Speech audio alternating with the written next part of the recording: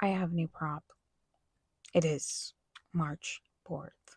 And it's not March 10th, and I hope that's okay. I realized that in releasing my project that I was going to just set them up to be released on the 10th regardless of when they were filmed so that it wouldn't be like they were released whenever and people wouldn't be confused on like when to come back and watch.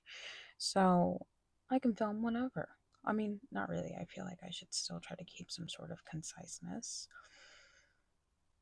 But it is March 4th, not the 10th. And there's two reasons why I'm doing it. One, I missed you guys so much. I literally have been counting down the days. This has felt like the longest month in the entire world. And two, I got these little doodads. And two, I'm not that impressed with them. To be fair, I didn't pay that much for them. And I'm gonna order new ones, but I realized that by the time I order them, they were gonna come super late, and that was gonna put me behind. And then my first video coming in, I was gonna be like, "Hey, I'm late." But I was like, I listened to one of my videos on one of my friends because they popped it up on the TV, and I was like, "You literally can't hear a single thing I'm saying.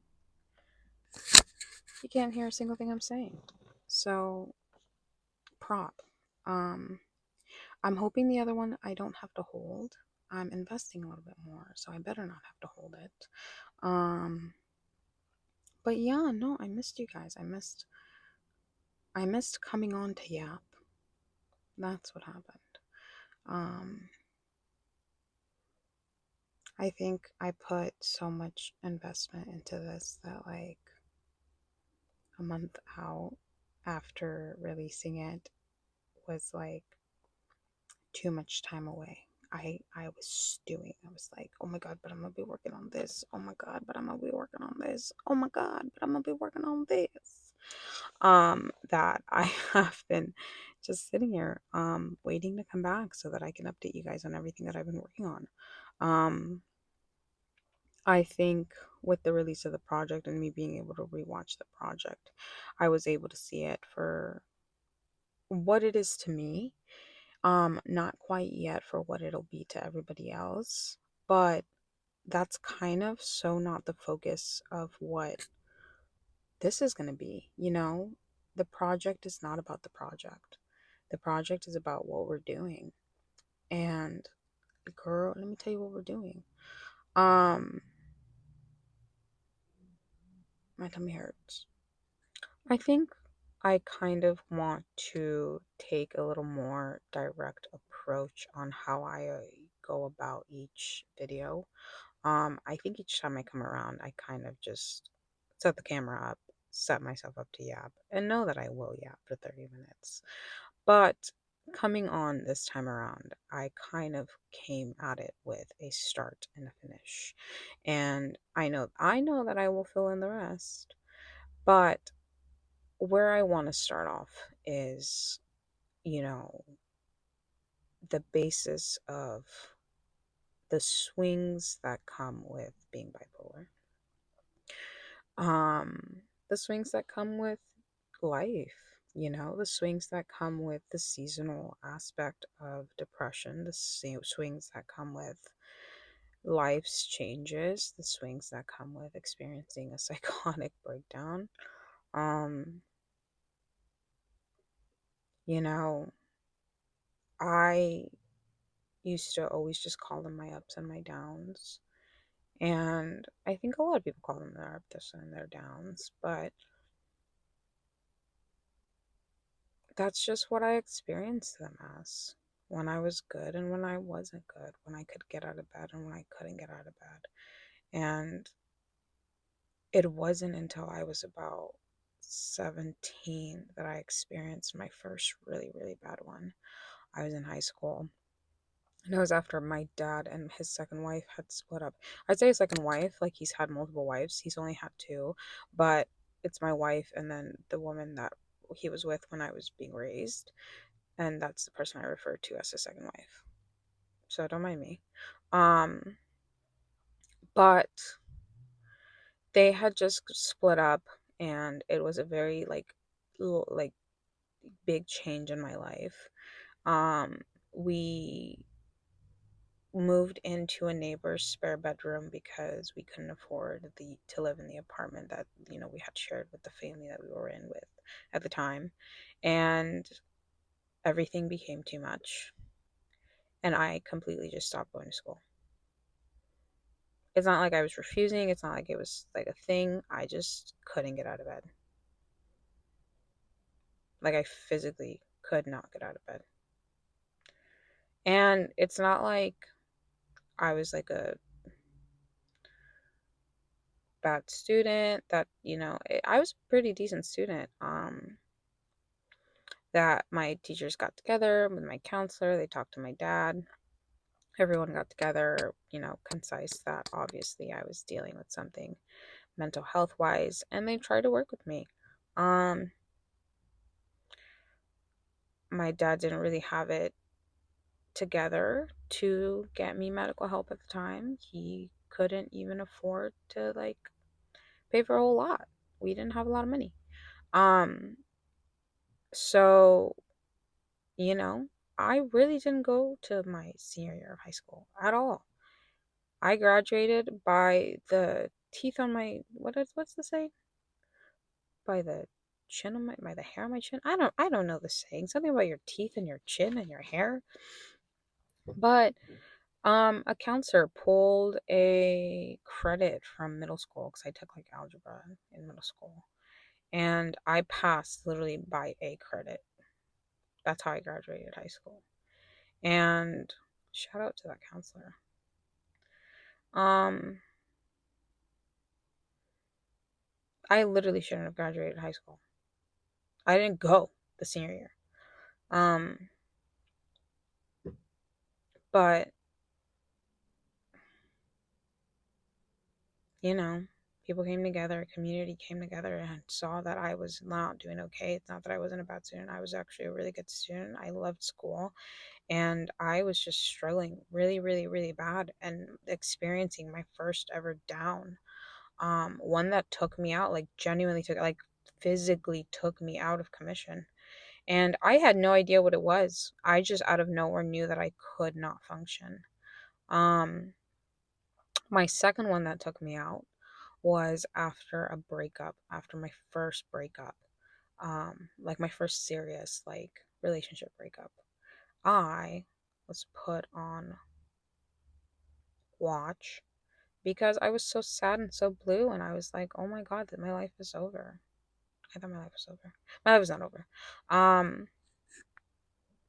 and for like a year, my life altering as much as it did, and my I just could not function. I could not. I feel like for me, change can either be really good and I can be really excited about it and I can like go at it with like the best intent, or it can be too much at once and it completely sends me over the edge. Um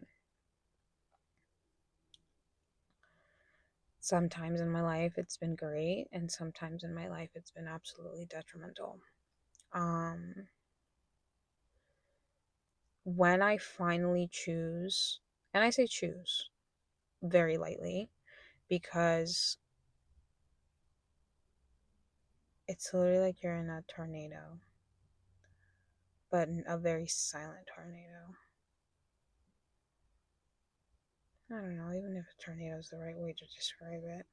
I guess it's more like you're in a dark room, an endless dark room. And if somebody asked you to get up out of it, you'd be like, and go where? Why? It's endless. Um, Eventually, though, you see a light and you crawl your little tuchus out of there. At least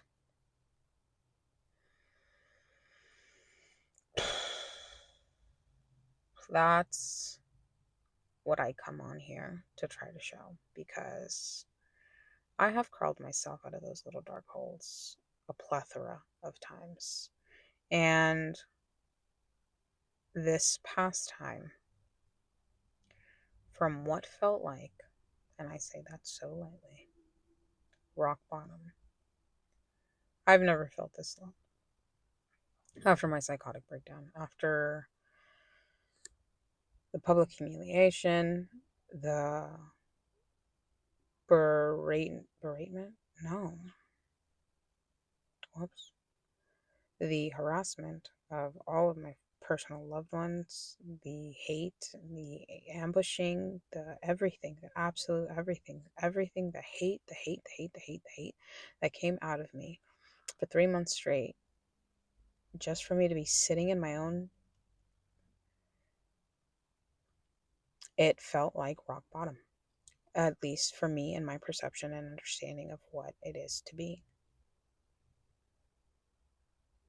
I had the darkest thoughts I've ever had to have had in my head up to this point in my life. And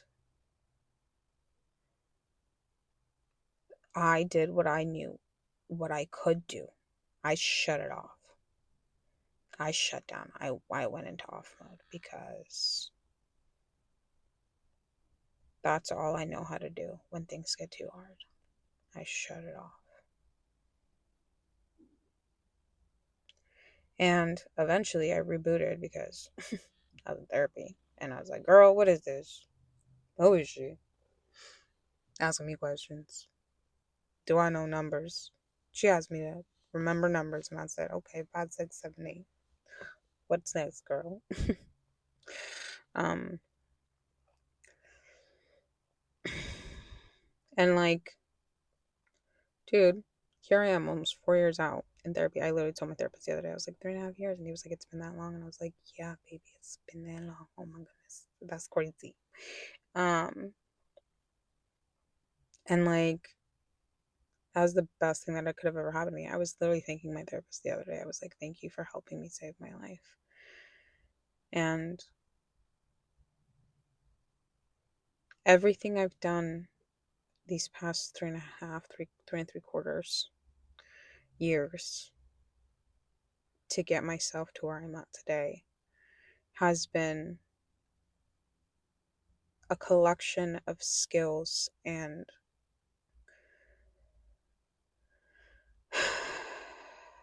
little tips and tricks on how to fight this thing that loves to take me out. Because, girl, New York did its thing. And not I'm not gonna say I'm cured. I will never say I'm cured. There is no such thing. But, you know, that little ramp that I was hoping for, because this time of year is known for holding a like heavy weighted blanket over you. And, you know, I feel like birthdays specifically tend to hold a lot of thoughts and memories for a lot of people. For me personally, they hold a lot of negative significance, if I'm being quite frank. I've spent a lot of years trying to shift that narrative and trying to hold more good birthdays than bad. And I think I've done a pretty good pretty good job at that. I'm almost like more good than bad. Not quite, but I will get there. And, you know, that's what it's about. It's about shifting the narrative and doing what you can to counteract the lows, to soften the blows.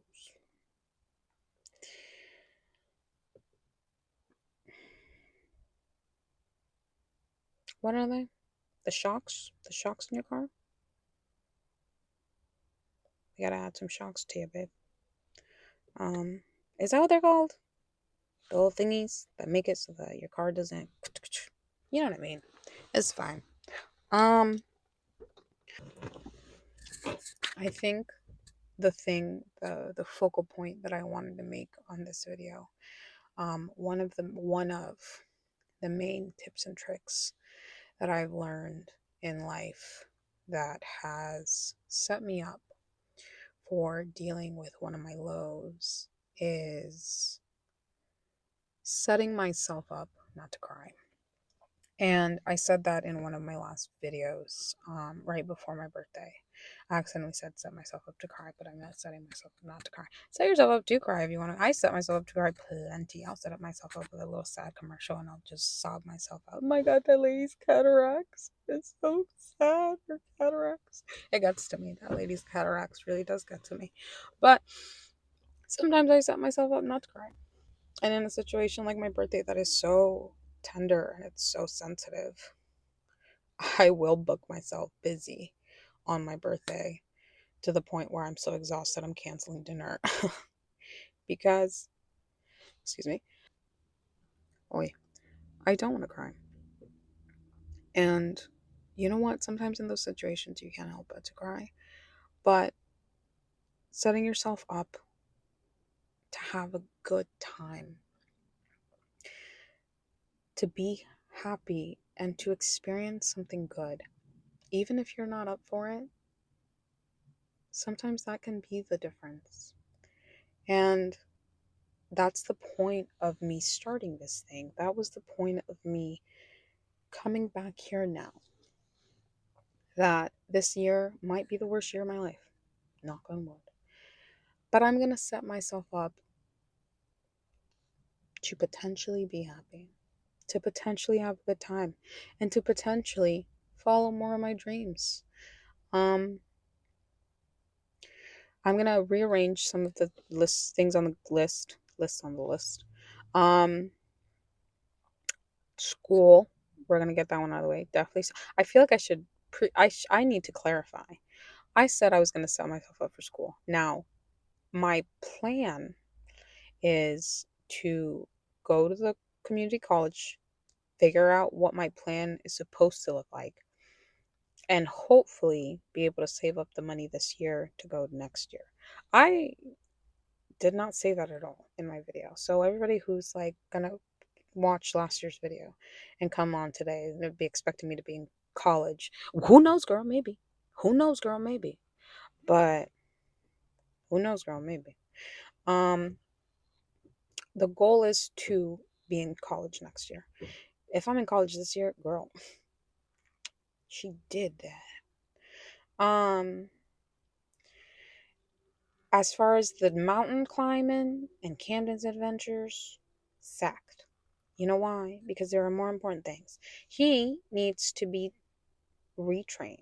I was training him last year, which if anybody caught on to that in the beginning of last year's videos, I had that part of the list. There's confusion. I had two different videos in the beginning of last year's videos. One got released, one didn't. So there are two different versions of the beginning of last year's videos. So a couple of the beginning of last year's videos don't make any sense.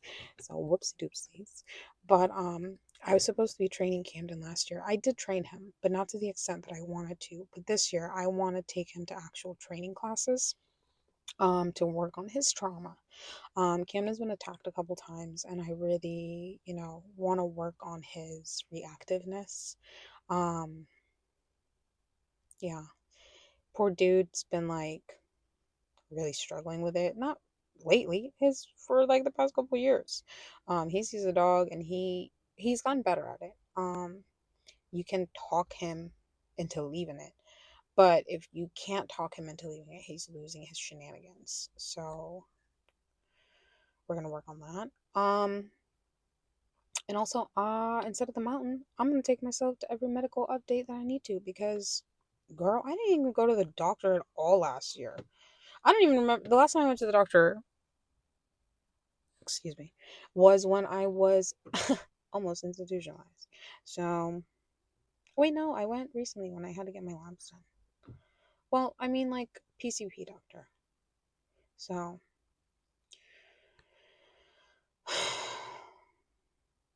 yeah, I was trying to do a little. Oh my god, I still have so much to tell you. I'm trying to end the video. I read. I don't have the book. I lost the book. It's somewhere. This is the book I'm reading now, but it's by the same author. Thich Nhat Hanh. His past book being You Are Here. Um, and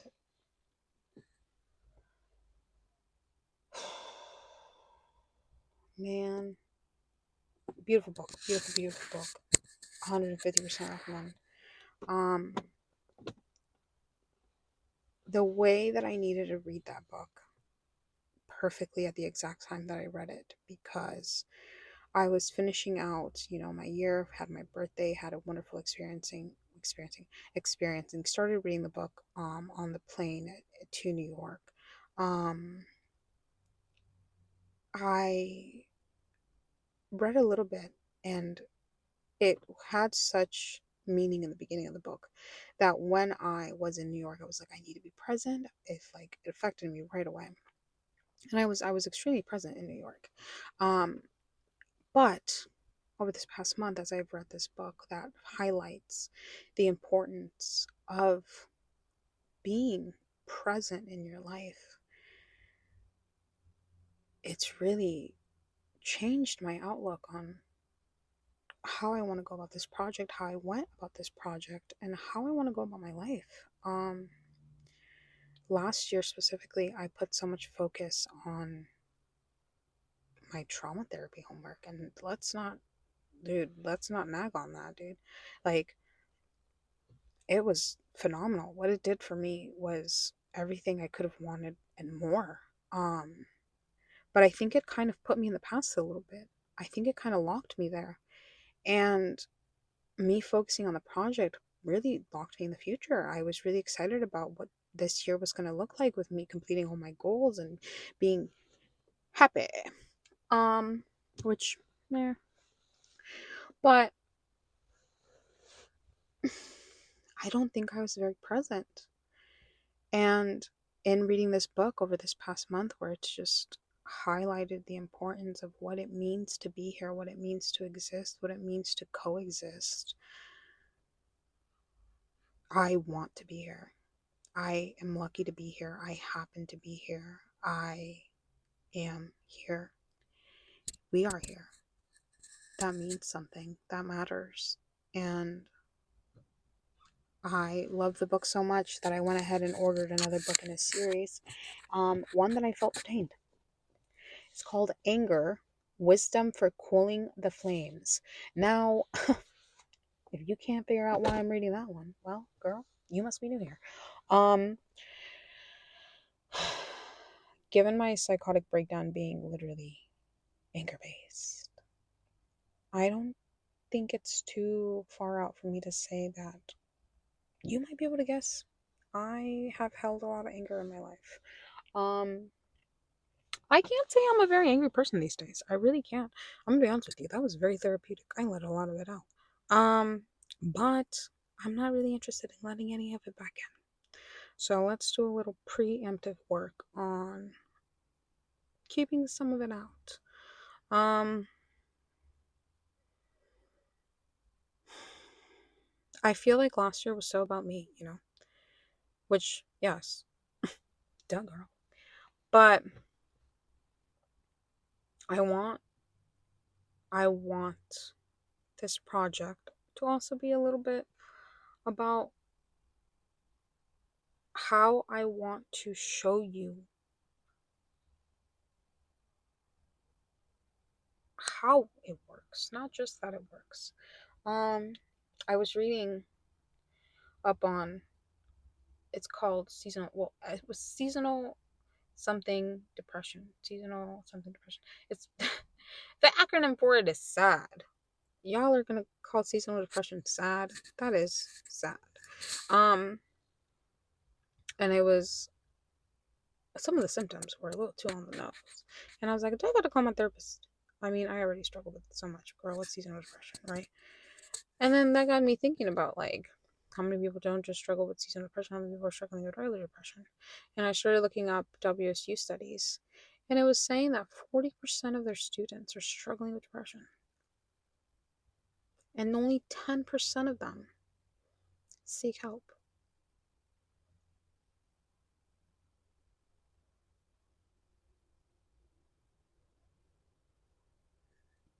And it made me think about like what I consider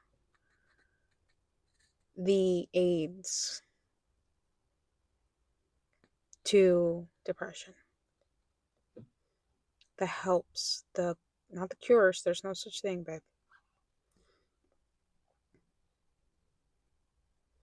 And it made me think about community, routine, kindness, and discipline. And I think the first is routine. You have to set yourself up to be present, you know? And I think routine and discipline kind of go hand in hand, but not quite, because discipline comes in later. I think kindness also goes hand, these all go hand in hand with each other. You got to do them all at once. But the first that I noticed that was able to get me awake enough was routine.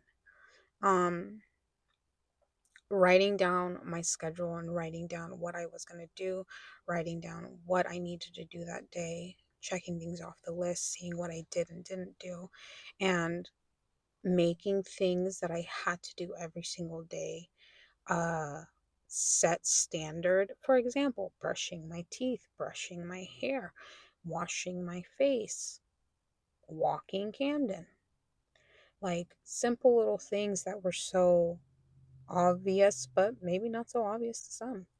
Um, that made me feel good about checking them off, is what started feeling a little more functional. It's what made the days feel a little more solid. And it's what honestly had me a little more grounded, because once you can't tell what day it is, you've gone too far.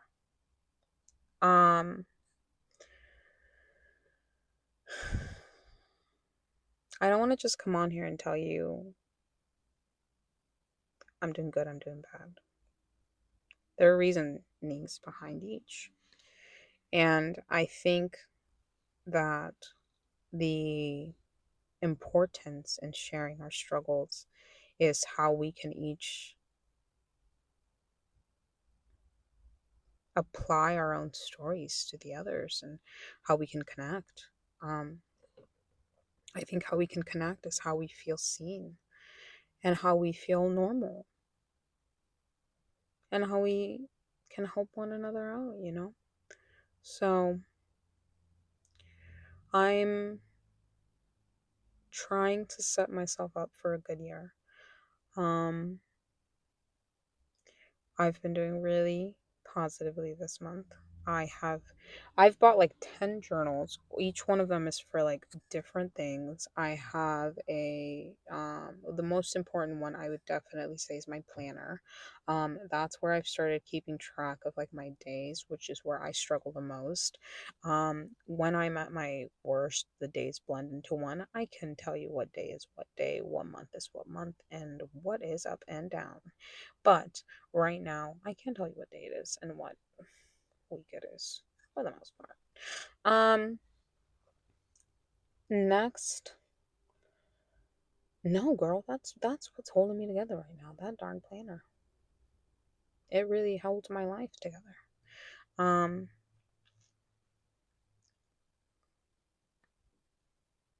that's it for now, though.